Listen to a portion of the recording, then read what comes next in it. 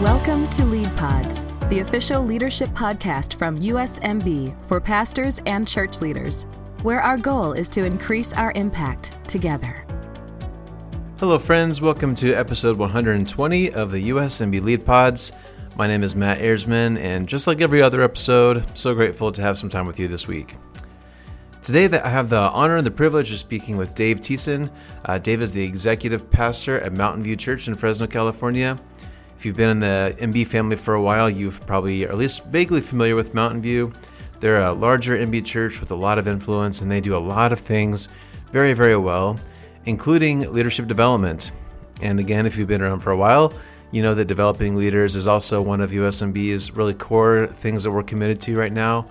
It's so important for us to continue to develop young leaders, future leaders of the church. And so today we're talking to Dave about how Mountain View does that. They have a couple different programs specifically designed to invest in future leaders, and maybe you in your church context, maybe there's someone that might benefit from Mountain View's program specifically, or maybe hearing Dave today, maybe you'll be inspired to start something similar at your church, or maybe you already have something similar at your church, and that's great too. Whatever your current reality is, Dave outlined a few times today that really it's all of our responsibility that we continue to develop leaders who can continue to lead our churches. That's an important thing that we all need to keep our minds wrapped around at all times. Throughout the conversation, I think you'll hear that Dave has a real heart and a real passion for this. So I hope that this conversation is helpful to you and your church family. So let's dive right in. Let's take a quick break to hear from a sponsor, and then we'll get right to my conversation with Pastor Dave Thiessen. For 80 years, Fresno Pacific University has been shaping the heart and soul of California as the Central Valley's only accredited Christian university. Today, our deep faith roots and pride in our community drive us to provide affordable, career-relevant education that transforms the lives of our students and the communities they serve. Discover your calling and start, finish, or advance your degree through over 100 undergraduate and graduate programs offered on campus or fully online. Learn more at fpu.edu/learnmore. All right, friends. Well, today I'm excited to be joined by Dave Thiessen, who is the executive pastor of Mountain View Church out in Fresno. Many of you listening will be familiar with Dave and Fred Leonard and Mountain View in general. Obviously, a lot of really great things happen at Mountain View and come out of Mountain View, so we're excited to dive in. So a little bit of the Mountain View story, but also specifically about leadership today. So Dave, thank you so much for your time today. Glad to have you with us. Glad to be here, Matt. So good to speak with you. And so I guess my first question for you, Dave, the title executive pastor is probably very different at every single church. That's a role that I think is kind of one of those catch-alls that you get to do probably a lot of things that no one else wants to do.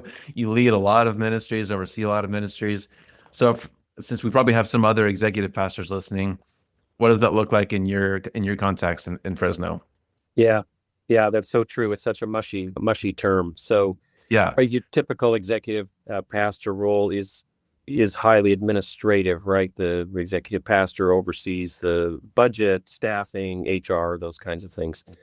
So I do some of that, but I'm more heavy on the pastor end of executive pastor. So it basically, for us, it's a term that just sort of communicates that, I've worked with Fred since the beginning and have a slightly different relationship with him than most of the other pastoral staff who have been here for a much shorter amount of time. And I just give some, senior leadership to younger staff and do facilitate some administrative tasks. But really, my heart is in discipling people and teaching and seeing people get baptized and doing weddings and premarital counseling and those kinds of things. So that's kind of my role. And that's kind of been since the beginning. I started out as worship leader and life group ministry leader and have tried to hand off life groups. I've done it successfully actually 3 times, but then 3 times it's come back to me as people move on to do other things and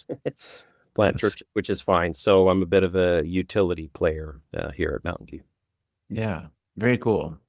And we've had Fred on a few times, and a lot of people will know parts of the Mountain View story, but I think you said, was Mountain View founded in 94? Is that what you said? That's right. We launched public services of May of 94. Yeah. Cool. So going on a little over 30 years in a very influential church. So you mentioned that you've been with Fred since the beginning, and people may not really know that story. So what led you and Fred to do this thing together, and what kind of led to the founding? And tell us the origin story. Yeah, for sure. Yeah, so Fred and I actually have a connection that goes back quite far. We both were involved at the same church, grew up at the same church in Vancouver, Canada, called Willingdon Church, which is a wonderful church. It was then, is now, and taught us a lot of great things about what it means to be an evangelistically minded church and other things. So we knew each other, or at least of each other, from teen years, although our age difference means that we were never sort of in Sunday school together or in youth group together, but we're sort of aware of each other. And back in 1992, I came down to finish MDiv degree with my wife, Connie, and Fred and Esther were already in Fresno at the seminary, and that's really where we got to know each other. They were finishing their final year, and so we had 1 year crossover in education, and just spent a lot of time together. We're in church together, Bible study, and life at the seminary. And as they were graduating, Fred and Esther Fred had completed a research project for the potentiality of a new church in Clovis, suburb of Fresno, and he had done that for the Pacific District Conference Board of Home Missions. Mm-hmm. And so he had completed that study and said that there's great opportunity for a new church in the city of Clovis, and the board asked him, well, we would like you to consider being the church planter, to which they said yes, and shared that vision with a small group that we were a part of at that time. And so we were able to assist them and be a part of the initial launch team of that church. And then as the following year, Mountain View was launching, again, spring of 1994, I was graduating from seminary and considering what God was calling us to do. And Fred and Esther, graciously invited us to join the team. And this was actually before the church had even launched. So this was a very unconventional in MB church planting. You do not hire a second staff when you haven't launched a church yet. Right. But we cobbled together sort of a financial plan, and we made just sort of an initial 1 year commitment because we didn't know where this was going to go. And from our end, we didn't want to burden the church with a commitment that they had to employ us. And from the church's end, they didn't want to overcommit either. So anyways, a 1 year commitment is now stretched into 31 years. And so that's how things got started. Awesome. And obviously today, Mountain View has multiple campuses, and you kind of hinted that you've kind of raised up leaders who have gone out to plant other churches. And I know you're also very active in overseas mission work. So I think Mountain View kind of leadership development, raising up new leaders, sending out young pastors, I think is just part of your DNA, or at least that's part of your reputation as far as I'm concerned.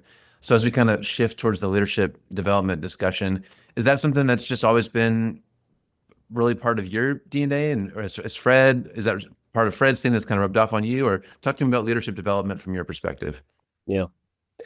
So that also really finds its roots in the church that we came from. So we both were given opportunities at Willingdon Church to do apprenticeships at different points, and we're given, really, as we look back on it, remarkable responsibility. So those internships allowed us to even preach at the church. At the time, they had a Sunday evening service, but Willingdon was, a church of 1,500 people at the time, and so there were 500 people at the evening service.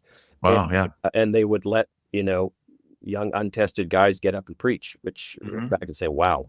That's amazing that we got to do that, and a variety of other responsibilities that they would give us. So because those experiences for us were so formative and influential, we knew, from the beginning, but we want to do the same thing. Let's make sure that we're giving opportunities to young people to get involved in ministry. And we were, have some proximity to the seminary. And so we've never had sort of a lot of seminary students necessarily, but if we ever did, and seminary students would be looking for somewhere to, do an internship, we would just always say, yes, come over, let's figure out and see what we can do. So, we had apprentices serving and leading and getting up and preaching for the first time at Mountain View from the very first years. Yeah. And so, that's been part of the DNA for a long time. I wonder, do you feel like it's maybe a little bit easier for churches who do what you did and have that part of your DNA from the beginning, compared to a church that's established and they've got good leaders and maybe that's not part of their practice? I keep hearing people like Vander Blumen and Carrie Nieuwhof and all these guys keep saying that church leaders today need to hand over power or hand over responsibility, maybe even before people are necessarily even ready for it. They might be a little rough around the edges. They may not be the most polished speaker, but it's important to pass that leadership on, even if they feel a little young and a little early. Like, would you agree that that's an important thing for leaders to work on now? I do. You should be developing leaders by giving them responsibility that they're not particularly ready for or don't feel ready for. Yeah. Right? I think part of it is just believing that younger people who are inexperienced, that they can do it. And again, it comes from thinking back and going, well, we were given responsibility that, looking back, wow, were we ready to do that? Probably not. But we were trusted to go. And so I think that value needs to influence older leaders, that you're giving people a chance who, sure, they might have never done this before, or they might flop or do a poor job. And I can tell you about plenty of those, but there's still tremendous learning experiences. And those people, later on are like, wow, I can't believe that you let us do that. And it's just like, good, I'm glad. So I do think that philosophy needs to be a part of leadership development, that you're really giving people a chance to actually do frontline ministry or initiate new ministry, and not just sort of, get coffee and vacuum the church sanctuary. Yeah, I agree. That's really important. So I'd like to hear more about kind of leadership development, kind of the structure or the ideology at Mountain View, because it sounds like you've got kind of a good mix of formal training and you've got specific programs for people, but just hearing you speak, I also get the impression that it's also a lot of informal kind of one-on-one or kind of calling out people. It's kind of a mix of both program and just it's part of your culture that you're kind of looking to do this, right? So what does leadership development at Mountain View look like? Yeah. So for the structured part, there's a variety of things, and we are not like a massively strategic church with a 10-year leadership development plan. Okay. That's not Mountain View. Anybody who's been around knows that. So a lot of things have just, they just developed over time. But we did have the value from the beginning. And so we started with summer apprenticeships really quickly, giving young people an opportunity to come and work at the church during their break from late high school and on up, college students. And then we plug them into ministry for several months and mentor them while we're doing that. So our apprenticeships have a bunch of ministry components. We have some structured things that we do in the summer, particularly in local outreach, that need a lot of manpower. So we do block parties, and Summer Spectacular is our sort of our VBS program, which is really outreach oriented, and other things that we can immediately plug young people into doing, where they're really interacting with people and reaching out and sharing the gospel with lost people. So there's this ministry that they do. Then we also provide a teaching component. So through the summer, we always have a class with all of our apprentices where we're just teaching them basic ministry skills and spiritual formation, talking about leadership, their prayer lives, sharing the gospel, some basic stuff that we cover pretty much every year. And then every apprentice has a supervisor that's also a mentor, and they meet with them every week for an hour and just talk about what they're learning and how that leader can facilitate their own spiritual growth and help them have a meaningful experience. So when we put those three components together, it helps the vast majority of the people who come through to have a really good ministry experience, test out their skills, and for us to observe too, who's gifted, who is God calling, and we can encourage them forward to, pursue more ministry or education, or those kinds of things. So those apprentices are a big part of it. And in addition to that, we do these international apprentices. And so that was just a God thing. It started with one student from a seminary in Germany, and long story about how he found out about Mountain View, but I had a wonderful experience, and we started having 2-month and 6-month apprentices from Germany come and particularly learn about church planting. So those apprentices come with a bit more theological education. They're typically preparing to be involved in church planting in some way, and so we involve them in the life of the church, but also coach and teach them regarding some church planting principles as a part of their internship. So is that considered the Elijah program, or what exactly is the Elijah program? Yeah, no. Tell us about that. Yeah, so the Elijah program is another different experience. The one of the chief differences is you would pay to go to the Elijah program. These other apprenticeships, the summer ones, we actually pay the apprentices. The ones that come from Europe, we typically we house them. We take care of their expenses while they're here. Okay. We don't pay them. Elijah, that's a different idea where they're making the financial investment to be here. Okay. They would get also, plugged into ministry at Mountain View, but because they're paying, there's going to be more sort of content that we're giving to them as apprentices. Okay. So, they're going to have a couple of classes. They're going to do some reading and writing. They're going to, meet for mentorship probably a couple of times a week, not once a week. And they're going to get more input from pastoral staff into their lives, again, because they're making the investment to be here. And then that would be the first few months or a couple of months of that apprenticeship. And then it launches into an assignment where we're sending them out either overseas or, possibly to a church plant, not to plant a church, but to assist a church plant somewhere here in North America as an option. And so that mission component is also unique. That's going to be the bulk of that 8 or 9 month apprenticeship would be going and serving somewhere else. The rest of the apprentices that we have, like in the summer, they might go on a 1-week mission trip with the team from the church, but the bulk of their ministry would happen at Mountain View. Nice. Very cool. I love you have all those different areas, different segments that people can work on those things. That's great. So everybody does apprenticeships or internships slightly different. So at Mountain View, for your apprentice, are they all kind of ministry specific? Like, do you have like a worship program and a teaching program and a youth program, or how do you handle that? Do you do track specific? We do. It would be way too much to say we have some wonderful design for a specific worship apprentice, but okay. Yeah, if an apprentice wants to be involved in worship, right, then we plug them in with that. So exactly, we have some who do with worship, some with youth ministry, kids ministry, prayer. Mm-hmm. If they're really like pastoral, then we put them on a more pastoral track, look for teaching opportunities and those kinds of things. And then they all do local outreach as a part of their. Nice. And it sounds like it's a kind of a mix of both. I think within the apprenticeship or internship, there's kind of this, how much of it is kind of theoretical and how much reading and writing are you doing versus how much are you actually going out and doing ministry, right? And it sounds like you're kind of intentional about both of those pieces need to be there. Would you say that's true? Yeah, both pieces, but the doing ministry is going to be 80%, and then the input mentoring classes, some reading, that's going to be 25%. Yeah, cool. Very good. Now, if we kind of zoom out, kind of bigger picture, as you probably know, past, a year or two in USMB world, there's been this ongoing conversation of there's just this kind of this lack of young leaders coming up. We don't have a whole lot of people in their 20s and 30s who are ready to go to plant new churches and take senior pastor roles, or there seems to be this shortage in MB world.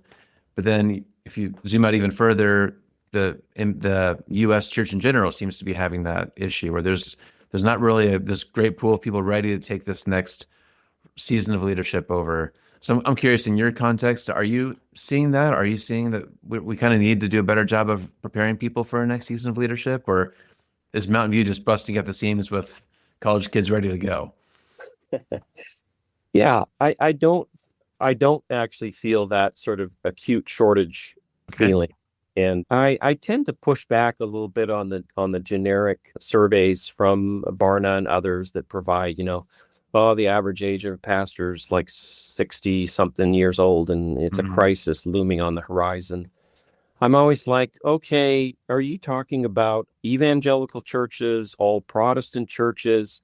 Because, Presbyterian Church USA looks a lot different than Southern Baptist or Mennonite Brothers. Yeah. So I do think that needs to be parsed out. We would do well to just evaluate what's our actual situation. What's the average age of our lead pastors in our church, district by district? Maybe one of our apprentices, we should make them do a research project. Yeah. See what the numbers actually are. So, from our end, we feel like there's lots of kids with wonderful potential that we have opportunity to invest in. And, our own staff, which often is made up, right, of apprentices that we look at and say we want to hang on to them. Mm-hmm. We've got lots of 20-somethings and 30-somethings now on staff and see lots of great potential for lifelong leadership in their lives. So I'm more encouraged and optimistic that there's actually, plenty of young people that God's calling, but we can do a better job of, providing opportunity for them. And I include Mountain View in that. We're not killing it.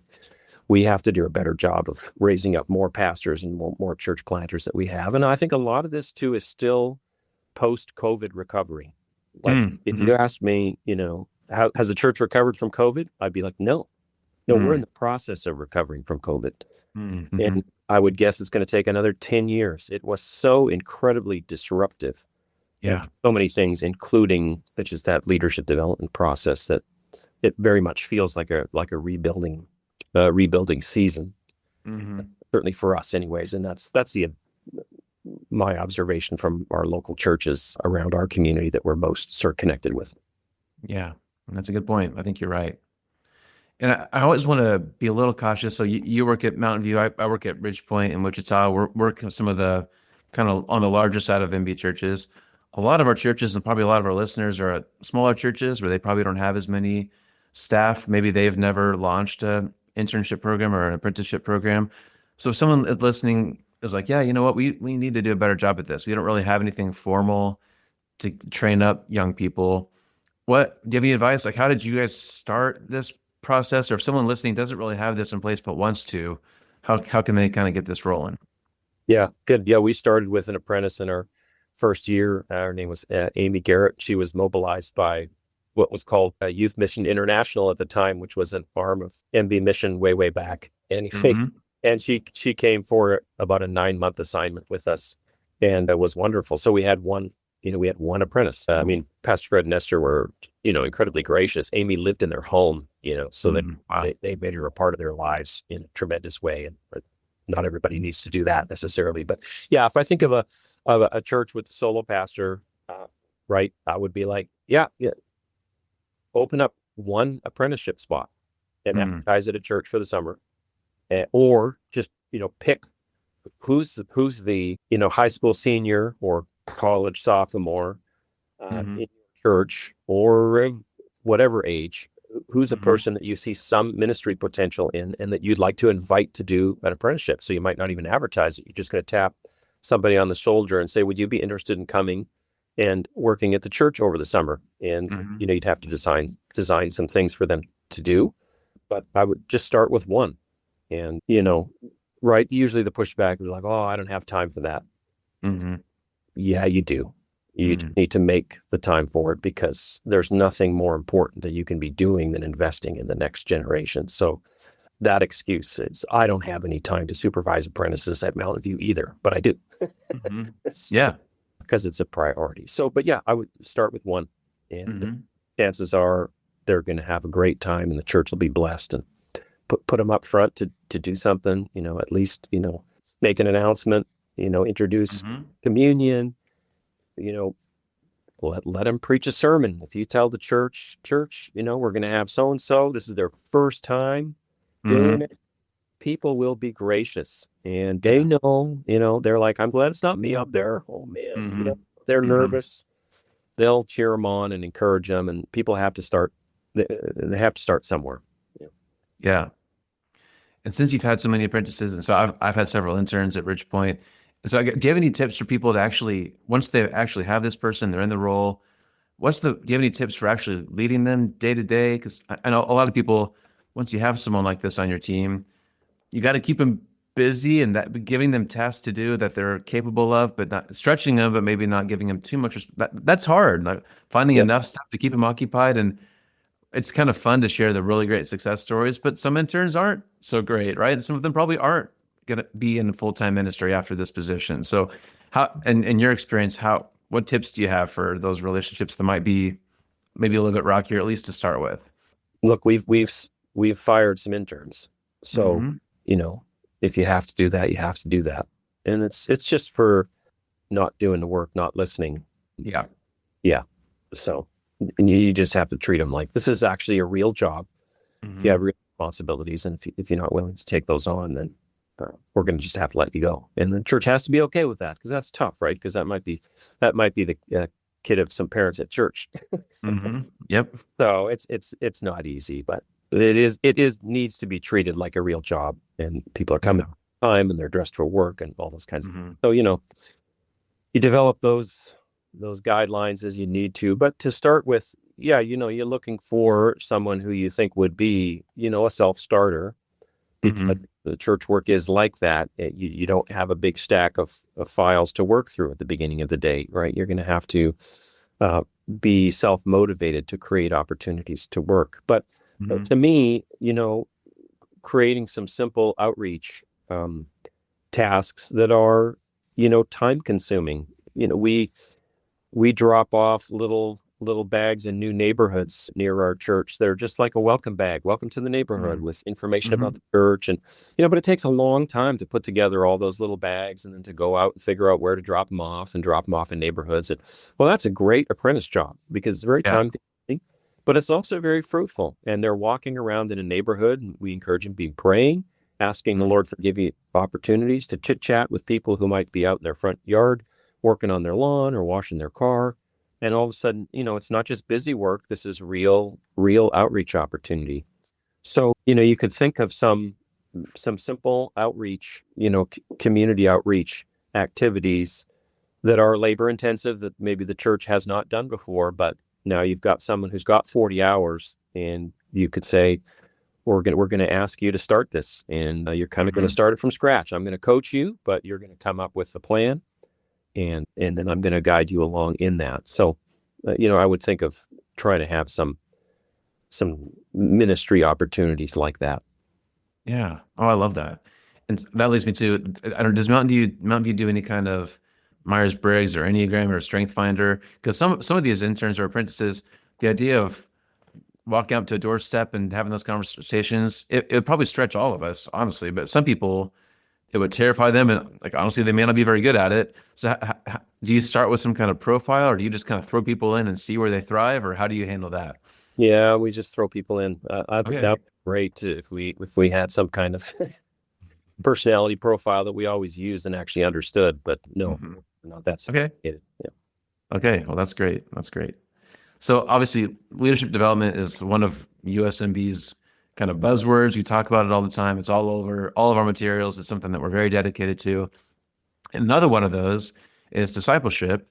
And I think sometimes those kind of go hand in hand. If you're going to be investing in a young person, you want them to develop as a leader, but you also want their faith to develop, right? So can you talk about that from the Mountain View perspective? Do you do anything specifically with your apprentices on the discipleship side, or how do those things go hand in hand in your mind? Yeah, absolutely. So we're very committed to, what I would argue is the biblical model of church leadership, right? Which is totally character based. That all the characteristics of an elder are actually character issues. The one sort of skill capacity is the ability to teach. Everything is about character. And so, in terms of our long range, vision for leadership development, the long range vision is to grow elder qualified leaders, right? So that any apprentice who's going through, our dream is for them to mature into the kind of person who would meet the qualifications of being an elder in their local church. So, and that, that opens the door to pastoral work too, because anyone who's qualified to be a pastor ought to be also elder qualified prior to that. So that's the long-term vision. So in order to accomplish that, for us, the big rocks are, first of all, daily time in God's Word. And so probably somebody from Mountain View has mentioned that we use SHAPE, which is an acrostic just for like SOAP for daily Bible reading. We have a system for reading through the Bible in an organized way that we invite everybody at the church to participate in. If you're an apprentice, you're not invited to, you're required, to do that daily. You're reading the Bible, you're journaling, you're listening to the Lord, you're praying, and you're cultivating that daily time with Him. So we also have a huge prayer culture at Mountain View, and so for all apprentices, that's part of their experience. So all apprentices join the prayer team on Sundays, come to an early morning prayer meeting, participate as prayer ushers unless they happen to be leading worship or teaching a Sunday school class. But they're typically right away paired up with a prayer usher. And even if they've never done anything before, they're just standing next to them as an active observer and participating, praying for people on Sundays.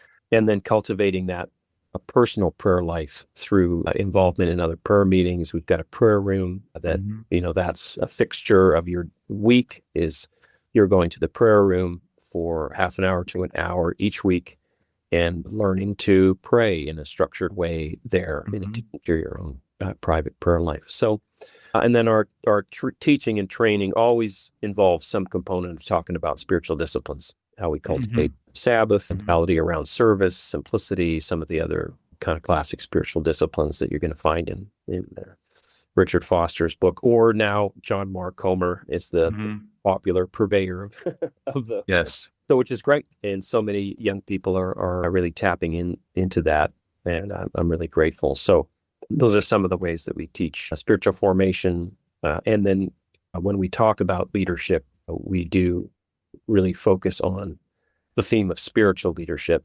and those characteristics that you find for spiritual leaders in Timothy and Titus. Yeah, awesome, very cool. I love the intentionality behind that. That's great. So you spent really all of our time so far talking about young leaders. So I'm imagining kind of college age or maybe right out of college. But I imagine leadership development doesn't stop when you're 25, right? So what about for people who are either volunteer leaders who attend Mountain View or staff members who aren't in the apprentice role, but maybe they have a different title or role? I know leadership development is important, not just, like I said, just for the younger people. So what about once they're on staff or they're kind of a dedicated volunteer? Do you continue to do leadership development beyond that point? Yeah. For volunteers, there's a variety of different pathways for their development. It can be through our prayer ministry, where there's quite a large training component of that Esther, Fred's wife, leads. And so that's one of the pathways. There are other, we do called Mountain View School of Ministry, which is not an organized school, but just classes that we provide where people can attend and dig in more deeply on a theological theme or a book of the Bible, and it just goes, more in depth than a typical life group or a Bible study is going to. So we provide those kinds of opportunities for growth, and then informally, we meet with leadership potential people, or I'm sitting down with one of our elders right now who wants to read about biblical theology and understand that. So we're plowing through some books slowly together, and he's getting a theological education informally that way. So we utilize that pathway as well. So that's for volunteers. For staff, all the younger staff have supervisors, and in that role, as for those of us who are the kind of the older ones doing the supervising, typically part of our meetings are, we're having them read books, and we're talking about those and just expanding it might be a book on leadership, it might be a book on spiritual growth, it might be a book on a theological subject. So we just work individually with people, what they'd like to learn about or what we'd like to teach them, and make sure that people are, continuing to educate themselves.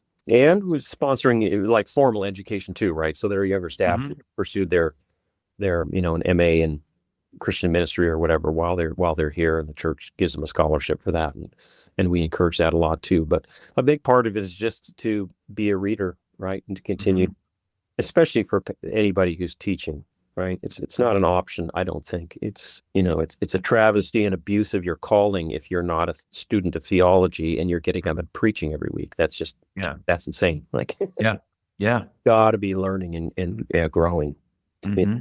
Yeah, and speaking of that, so obviously, I think some people just have leadership kind of just in their blood a little bit more than some other people do. I think you're one of those people.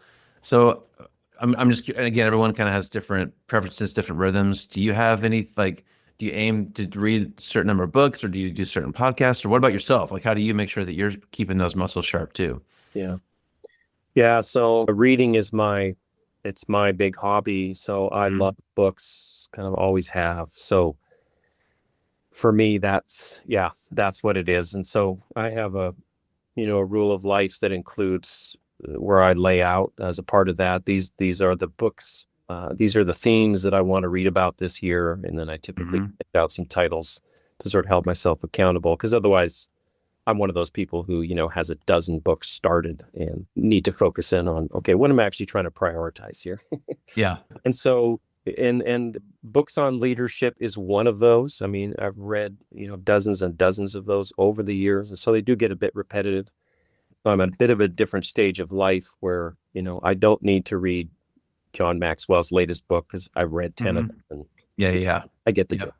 Oh, I get it. But I still do, thumb through and is there something new or something I need to be reminded of? Because I'm not, leadership does not come naturally to me, and I need to be reminded, of that priority and to think a bit more strategically and stuff. So it really helps me. And then, theology is also, that's just a fun passion of mine for pastoral work. I love reading fat theology books and learn from, I think it was J.I. Packer in Knowing God. He taught the purpose of theology is doxology. It has to lead you to worship. So I've figured that out. The really good theological books, they just make you go, wow, is God unbelievable? And you worship him and draw closer to him through the reading of them. So it's not an academic exercise. It really is, in a way, it's a form of spiritual formation through theological reading. Yeah, that's awesome.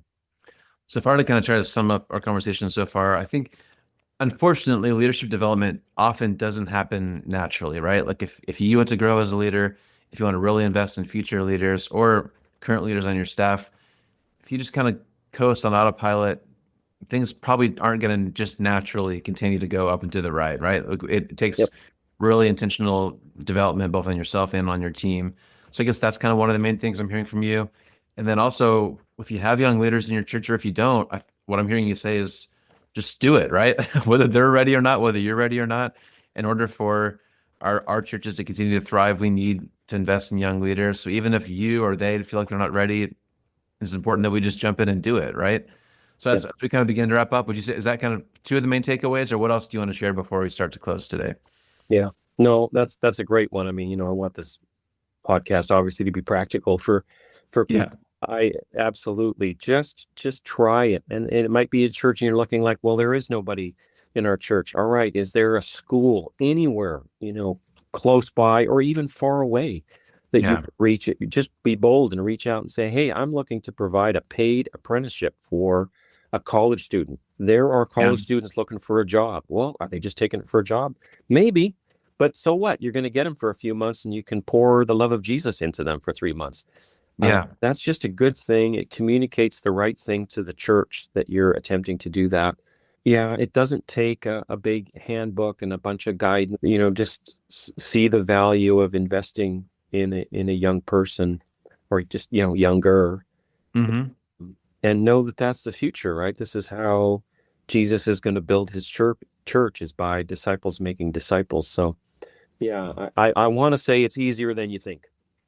And to everybody, you can do it. You can mentor one person. Yeah, that's great. And I guess my last question, if you have anyone who's maybe on the younger side, who this sounds awesome, like they're ministry minded, they might be feeling a call towards ministry, they would love to jump in and do this at Mountain View. Or maybe there's a pastor listening who's like, oh, I've got this high school kid I see a lot of potential in.